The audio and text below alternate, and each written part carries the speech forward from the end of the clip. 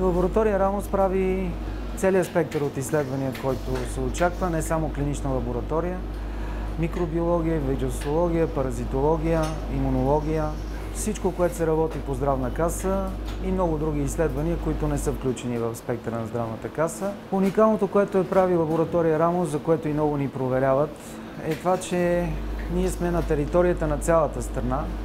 Със сигурност може да се каже, че сме най-голямата лаборатория, като в основата на тази идея е, че всеки пациент, независимо къде се намира на територията на страната, да получи едно и също качествено обслужване.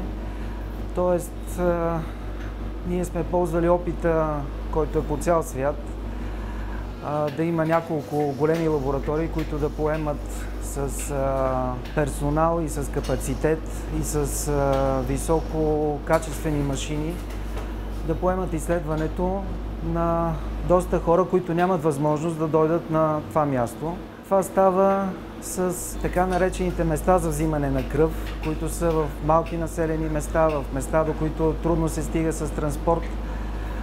Там имаме наши служители, наши манипулационни, които са регистрирани по законите на България, които са направени така, както е в Германия, в Австрия, в Канада.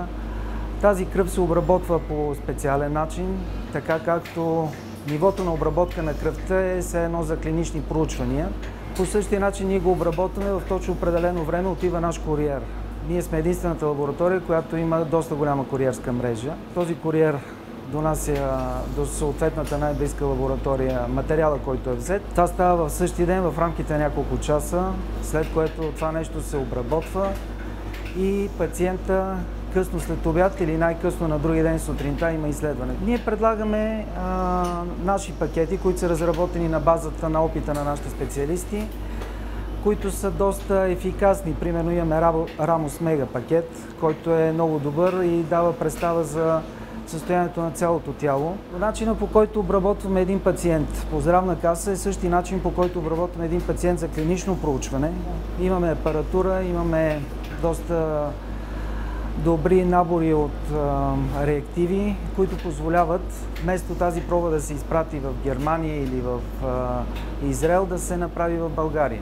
Да кажем, един маркер, който е за рак на кожата, ние го правиме на место, докато други лаборатории го пращат навънка, което по никакъв начин не намалява качеството на това, че е изработено, защото апаратурата е същата като в Германия, реактива е същия, просто е по-евтин, защото ние го правиме и става много по-бързо. Когато правиме профилактики, когато има големи групи от хора, обикновено винаги има отстъпка, която някой път стига, както ви казах, при пакетите до 40%, може индивидуални разговори да имаме за още по-голяма отстъпка.